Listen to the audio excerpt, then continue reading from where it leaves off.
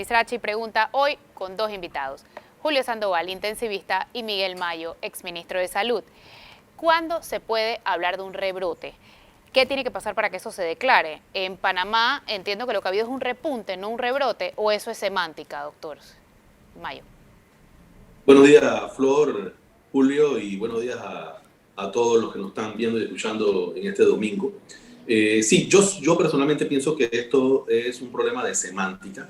Aquí lo importante es que va a haber un aumento de casos y que este aumento de casos se debe a que se van liberando las medidas, las cuales son necesarias liberarlas. Pero aquí es donde entra en juego, Flor, la responsabilidad de cada uno de los habitantes del país. Ya lo hemos visto, acuérdate que por ejemplo Europa nos adelanta a nosotros en 3-4 semanas en esta epidemia y que en este momento están sufriendo un repunte o rebrote, como lo quieras llamar, pero un aumento importante de casos y el continente americano en general y el Panamá en especial no va a escapar de este aumento de casos y que aquí lo importante, repito, es que tengamos cada uno de nosotros, los 4,5 millones de habitantes que vivimos en esta tierra, la responsabilidad de cuidarnos para que este aumento no sea muy alto y no ponga en peligro el sistema de salud y la atención a las personas. Doctor Sandoval, el gobierno cerró, entre comillas, el país para prepararse, para tener más capacidad hospitalaria. ¿Estamos listos en este momento para lidiar con el repunte, el rebrote, como se quiera llamar, o no? Buen día, Flor. Buenos días a toda tu teleaudiencia, a la ciudadanía panameña, este domingo, a mi colega, el doctor Mayo. Fíjate, yo coincido con el doctor Mayo en que es un problema de semántica. Nosotros alcanzamos una meseta de casos, una estabilidad, un control de la pandemia, y lo que está viendo en este momento es un aumento de casos. Yo sería muy cauto en hablar de rebrotes, segundas olas. Más bien se alcanzó una meseta y esa meseta en las últimas semanas hemos visto un incremento en los casos. En cuanto a capacidad hospitalaria, tenemos indicadores tanto en el Ministerio de Salud, Caja del Seguro Social, en las instituciones privadas. Se mantiene una capacidad hospitalaria adecuada, no en niveles de alerta. Sin embargo, esta semana, por ejemplo, en áreas como en Veraguas, sí ha habido un incremento de casos y de casos hospitalizados que ha llevado a tomar algunas medidas de restricción de la movilización, implementar nuevamente la restricción de movimiento en algunas horas del día, toque de queda en las madrugadas. Esto es con la finalidad de disminuir la afluencia de personas que bajen la guardia y tengan mayor contacto con la gente que está positiva o contagiada, ¿no? Pero yo no hablaría de rebrote ni de segunda ola, hablaría que hay un incremento de casos significativo en el cual se había alcanzado una meseta. El gobierno ha publicado un plan en el que se establecen 4 criterios bajo los que decidirán si cierran o no ciertas áreas del país. RT mayor de 1, que ya lo tenemos, letalidad mayor de 3%, que sería 150% más de casos de lo que tenemos hoy día, disponibilidad de camas en sala del 20% o menos y disponibilidad de camas en UCI 15% o menos. De acuerdo a esos criterios, ellos van a decidir qué medidas toman. ¿Qué opinan ustedes de ese plan? ¿Son cifras coherentes con la realidad? ¿La letalidad es muy alta? ¿Qué piensan ustedes?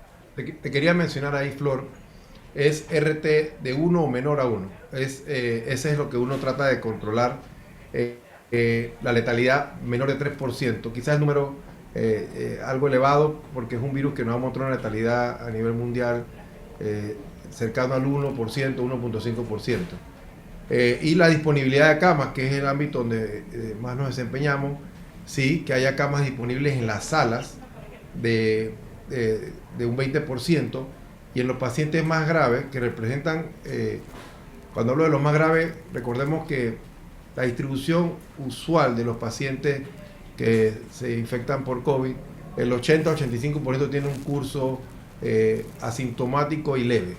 Un 15% va a ser paciente que va a requerir una atención hospitalaria, y de estos quizás un 5% el que va a las unidades de cuidado respiratorio especializado y cuidado intensivo. Bueno, ese tenemos que garantizarle un 15% de disponibilidad. En resumen, son 4 puntos en los cuales hay que estar muy pendientes y son los indicadores que actualmente utiliza el Ministerio de Salud. Y eso en este momento, a nivel nacional, se está cumpliendo. O sea, cumplimos con esos 4 indicadores en este momento. Ustedes que han visto el tema de cerca, viendo los números de hoy, ¿ven el cierre del país como algo inminente o no necesariamente? Con respecto a cómo vemos la crisis, yo pienso que va a depender de mucho del comportamiento de nosotros. Estamos a mes y medio de fiestas de fin de año, de Navidad y Año Nuevo. Va a depender mucho del comportamiento que tengamos hoy, la posibilidad de cierre o no que tengamos a fin de año. Yo creo que es inclusive oportuno que el gobierno haya sacado esto para que, digamos, no se vea después como me quieren cerrar o no me quieren cerrar. Y aquí están los datos. Si esto se amenazan estos criterios, vamos a tener que tomar una decisión, o digo, el gobierno va a tener que tomar una decisión.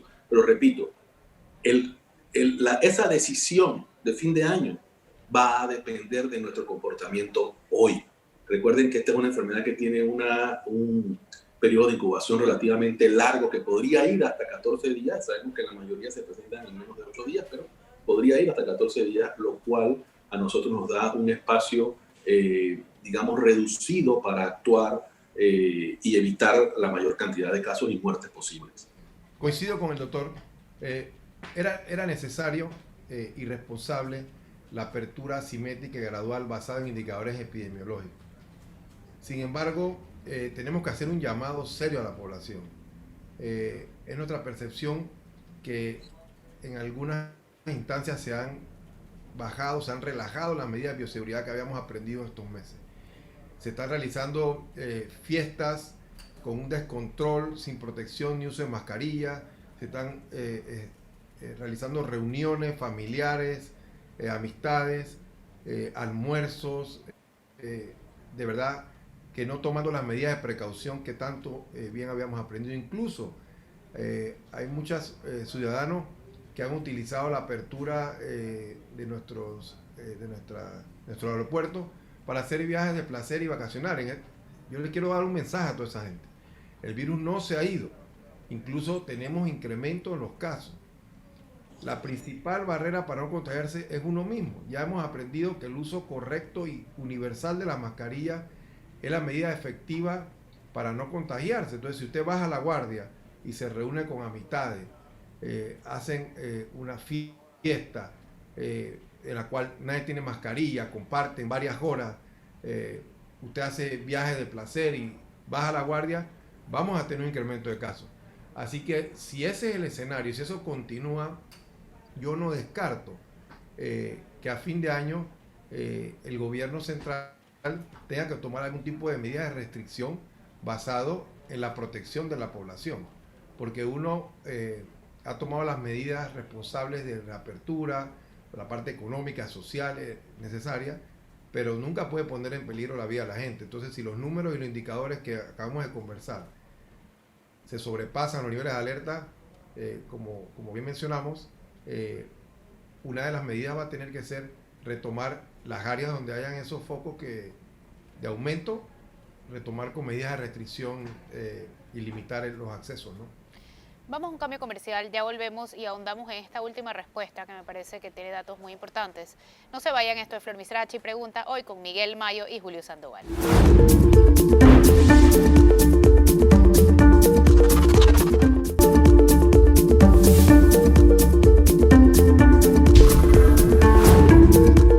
Ya de vuelta en Flor Misrachi Pregunta, hoy con los doctores Julio Sandoval y Miguel Mayo. Doctores, en la respuesta última del bloque anterior se hablaba de las salidas sin mascarilla, las fiestas, las salidas a los restaurantes. ¿Qué es lo que más está incidiendo, doctor Mayo, en el aumento de los casos? ¿Son los restaurantes? ¿Son las fiestas? ¿Es el transporte público? ¿Dónde está la principal falla? Mira, son todos los que mencionaste factores de riesgo importantes para contagiarse. Sin embargo, parece que estas reuniones entre amigos y entre familiares son las que están causando más aumento de casos. No necesariamente en el trabajo y no necesariamente en el transporte público. Y esto Ha sido comprobado en otras latitudes. España hizo un estudio muy interesante y resultó lo mismo. ¿Por qué? ¿Por qué las reuniones con amigos y reuniones familiares son las que más están contagiando? Bueno, primero porque se liberó eso. Segundo, porque la gente tiende a pensar que sus amigos y sus familiares no están contagiados. Sí se pueden contagiar. Dos, tres, cuando uno se reúne con su familia o con sus amigos, se reúne fundamentalmente a comer, a tomar café o a tomar licor. En estas actividades no se usa mascarilla, generalmente no se guarda el distanciamiento físico de más de 2 metros, se está conversando, inclusive gritando en muchas ocasiones, y son reuniones que demoran 1 hora o mucho más de 1 hora. Es decir, se aglomeran dentro de esta reunión una gran cantidad de factores de riesgo que hace que la posibilidad de infección sea mucho mayor. Cuando usted montaba una reunión laboral, por ejemplo, en un salón, que a pesar de que usualmente es en áreas cerradas, también es cierto que se usa generalmente mascarilla y casi siempre hay distanciamiento físico. Y casi siempre también son reuniones de corta duración.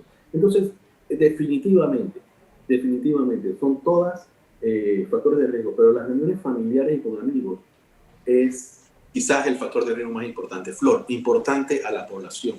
La gente no se crea que son superhéroes. Yo he visto cantidad de personas con títulos universitarios, maestrías y doctorados que no usan mascarilla. Por lo que yo estoy convencido de que no usar mascarilla no es un problema de falta de educación, es un problema de falta de actitud adecuada. Entonces la gente tiene que entender que tienen que protegerse ellos y tienen que proteger a los demás, porque de esta enfermedad, además, si usted le da, puede contagiar a otra gente. Puede que usted no le dé severo, pero a otros sí los puede matar. O sea que yo creo que, repito, seamos prudentes. Nuestros amigos y nuestros familiares también pueden estar contagiados. Y una cosa más, el 80% de la gente que se infecta de gente asintomática, ya sea que porque nunca desarrollaron síntomas o porque son gente que van a desarrollar síntomas 1 o 2 días después, que en el momento en que están en la calle no tienen síntomas. Entonces, cuidémonos y cuidémonos todos, porque cada uno de nosotros, como dijo el doctor Sandoval, somos la barrera de nuestra defensa. Doctor, si usted fuera ministro todavía, ¿qué medida tomaría respecto a los restaurantes? Yo creo, Flor, que una de las medidas más importantes es repetir y docencia al respecto de esto. Pero yo sí creo que debemos ser enérgicos en los restaurantes en cuanto al distanciamiento y la capacidad que requiere que tendrá que tener cada restaurante, y explicarle a los comensales de la importancia de poder comprar la comida y llevarla a casa. En la medida de lo posible que sean al aire libre. Pero uno trata de mantener el comercio abierto siempre y cuando no afecte la vida de los demás. Una vez esto empieza a afectar la vida, yo creo que esto está por encima de la parte comercial, y yo por eso repito que la hoja de ruta que se ha trazado está bien, pero hay que cumplirla de forma enérgica cuando se vean amenazados estos criterios. Doctor Sandoval, el doctor Mayo hablaba del uso de las mascarillas y su importancia. En teoría, si todos usáramos mascarillas, nadie se contagiara, ¿o sí? Si todos usáramos mascarillas correctamente. Correctamente, exacto. El uso universal de la mascarilla es la medida más efectiva para combatir esta pandemia. Además de evitar aglomeraciones y guardar el distanciamiento. La respuesta es sí, definitivamente nosotros podemos hacer un cambio en la pandemia si usamos correctamente la mascarilla. Pero fíjense los aspectos que comenta el doctor Mayo, cómo en esas reuniones sociales y familiares uno baja la guardia. O sea, en realidad es un llamado que hacemos a la población. No hay sistema de salud en el mundo que pueda acabar con esta pandemia si la ciudadanía no se involucra y se convierte en agentes de salud de ellos.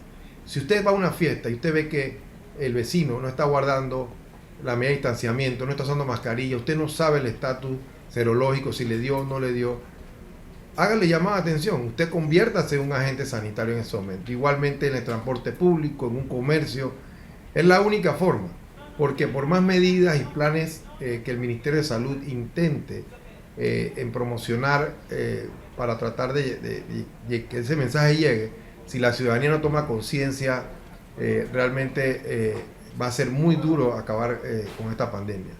Igualmente, la gente que, hago un llamado a la gente que toma estos vuelos, ahora que abrió el aeropuerto, tenemos más de 60 pacientes aislados que han retornado al país y se han captado en el aeropuerto con las pruebas de detección. Esos pacientes hubieran entrado al país a contagiar a otro grupo de panameños. Entonces, el que no tenga que salir de viaje en estos momentos, eso no es una prioridad. No salga a buscar el virus, no traiga otra cepa que quizás sea más virulenta de la que ya hemos logrado un control aquí. Entonces son cosas que realmente la ciudadanía tiene que involucrarse, no bajar la guardia, evitar los excesos. No es momento de celebrar nada, esta pandemia aún no termina. Vamos a un cambio comercial, ya volvemos. Esto es Flor Misrachi Pregunta, hoy con Miguel Mayo y Julio Sandoval.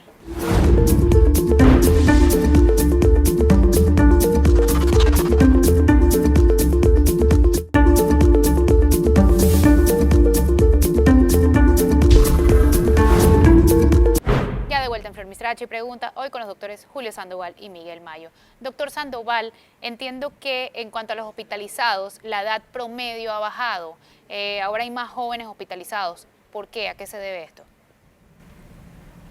Yo pienso que era realmente un comportamiento esperado, que ya la población, una vez se aperturaron las actividades económicas, digamos, es el rango de edad que más involucrado a las actividades comerciales, empresariales, iba a estar involucrado. Y esta población sigue siendo vulnerable, a pesar de que sabemos que los más jóvenes tienen una capacidad de respuesta inmunológica ante el virus más fuerte que la gente que tenga factores de riesgo. No por eso se tienen que descuidar, tienen que seguir guardando las medidas. Y lo más importante, si ellos se contagian, ellos pueden llevar el virus a su casa, contagiar a sus padres, a sus abuelos. Doctor Sandoval, ¿el porcentaje de fallecidos en UCI sigue siendo 50% o eso ya bajó? Nosotros, a medida que ha pasado esta pandemia, el cuerpo médico, sobre todo la medicina especializada, la pregunta va orientada a los casos más graves, lo que es el COVID moderado y severo. Hemos aprendido a manejar mucho mejor esta enfermedad. Esa letalidad que incluso en los primeros estudios en Nueva York, cuando salió una publicación en una de las revistas más prestigiosas, hablaba de 80%. Nosotros para esos meses logramos bajar hasta 50%. Y ha continuado el descenso hasta un 30%. Sin embargo, nadie quiere rifársela, nadie quiere decir, bueno, yo me voy a llegar hasta el final para ver si soy dentro de ese 30% que los neumólogos, los intensivistas, los especialistas puedan librar esa batalla tan difícil. La medida más efectiva es no enfermarse, no contagiarse y, repito, no rifársela, porque si bien es cierto que el 85% de las personas van a tener un curso asintomático leve, hay un 15% que no sabemos hacia dónde va a girar. Entonces, el llamado más que nada a la prevención y promoción, pero la letalidad sí ha bajado. Con respecto a tu pregunta, esa mortalidad en intensivo ha bajado gracias al esfuerzo y manejo en conjunto de todos los especialistas que ven estos pacientes.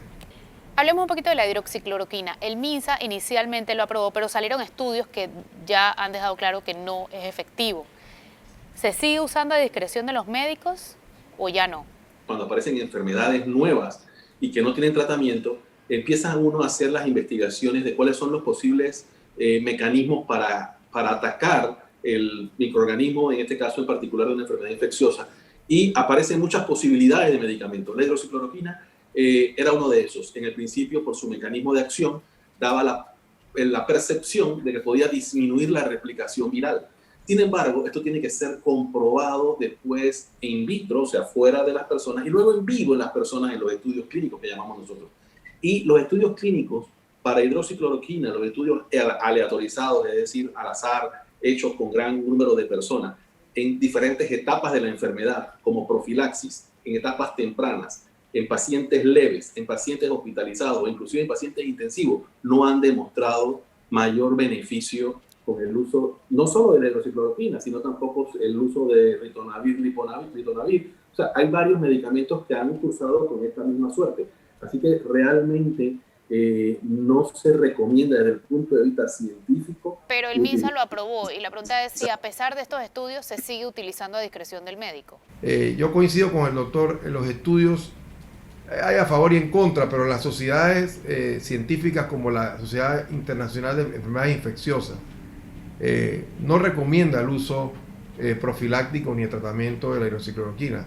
Sin embargo, lo que ha hecho el ministerio es dejarlo a criterio del médico que lo evalúa y si le informa al paciente y si ha tenido esa comunicación con el enfermo. Se incluyó en el kit que se le proporciona junto con el oxímetro de pulso y otras vitaminas a los pacientes. ¿Se sigue incluyendo entre los kits? Se sigue incluyendo, pero siempre y cuando se le explique al paciente la utilidad y que haya un consentimiento informado también por parte del mismo.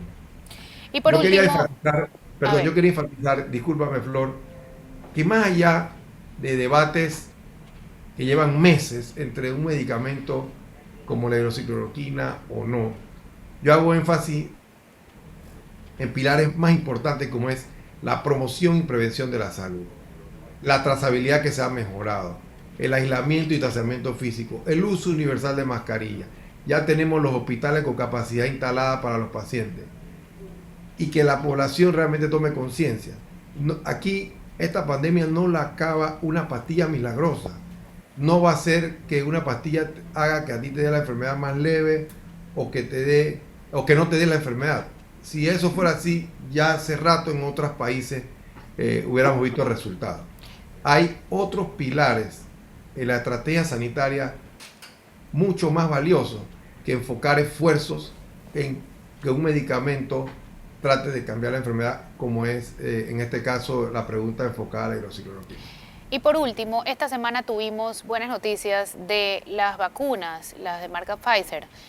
Yo quisiera preguntar dos cosas antes de irnos, ya se nos está acabando el tiempo, y es ¿cuándo estarán disponibles para Panamá? ¿Cuándo podrían estar disponibles para Panamá? Y dos, ¿cuál es el efecto real que tendrá esta vacuna? O sea, uno se vacuna, ya no hay que usar más mascarilla, o sea, ¿qué tan, en la práctica, cómo se traduce ponerse esta vacuna? Flor, las vacunas lo que hacen es estimular al sistema inmunológico a que desarrolle anticuerpos, que es fundamentalmente lo mismo que hace cuando uno adquiere la enfermedad. Así que, por un lado, el anuncio que hizo esta compañía esta semana, que se refiere a que tiene una eficacia del 90%, quiere decir que al 90% de las personas que se le pone la vacuna desarrollan anticuerpos suficientemente efectivos para evitar el contagio. Eso es una muy buena noticia. 90% es un número muy bueno para este tipo de vacunas. Aún no estamos muy claros cuánto tiempo va a durar el cuerpo esa defensa. Sabemos que por lo menos demorarán 4 meses, pero probablemente y ojalá más. De eso va a depender si hay que ponerse vacunas cada cierto tiempo. Pero ciertamente hay alrededor de 10 vacunas o prototipos de vacunas que están en fase 3 de investigación y que en esta fase fundamentalmente se analizan los efectos secundarios a mediano plazo y para eso requieren un tiempo de análisis, Flor. Sacarla antes de 6 meses probablemente es prematuro. Aunque, digamos, llevan 4 meses sin ningún efecto secundario, todavía nos queda un espacio mínimo de 6 meses. Yo creo que las vacunas estarán en nuestro medio empezando el segundo cuatrimestre del año entrante y estoy seguro que va a haber suficiente para poner a la población. Pero inmediatamente lleguen las vacunas, no es que uno se pone la vacuna y se quita la mascarilla, no. Va a haber un periodo de traslape en el cual vamos a seguir usando mascarillas por un tiempo y con las medidas de prevención hasta que adquiramos las defensas la mayoría de la población y que si tengamos que hacer refuerzos cada año, cada 2 años, pues tengamos que cumplir con esos refuerzos. Importante en el tema de las vacunas, seguridad y eficacia. No hay que apresurarse. Importante que las autoridades de salud, y en eso hay que reconocer que el Ministerio de Salud está trabajando en conjunto con el Ministerio de Relaciones Exteriores, con un grupo, con un consorcio entre el INDICASAT, el grupo de Cevaxin, está involucrado también Senacid, en un proyecto nacional de vacunas, para que Panamá no se quede por fuera de esos avances rápidos que está habiendo en este sentido. Y hacia allá tenemos que apuntar. Seguridad y eficacia. ¿Cuánto tiempo? 6 a 12 meses es lo que espera más o menos estos estudios, pero ya en Panamá están corriendo estudios fase 2, incluso ya vamos a avanzar fase 3. O sea que Panamá no se ha quedado atrás en el tema de la vacuna, pero seguridad y eficacia toma su tiempo. Yo diría entre 6 a 12 meses para que tengamos una vacuna disponible con esas características que es lo que al final se busca. 6 a 12 meses. Muchas gracias, doctores. Se nos ha acabado el tiempo. Gracias por acompañarnos ustedes también. Esto fue Flor Misrachi Pregunta hoy con los doctores Julio Sandoval y Miguel Mayo. Que tengan buen día.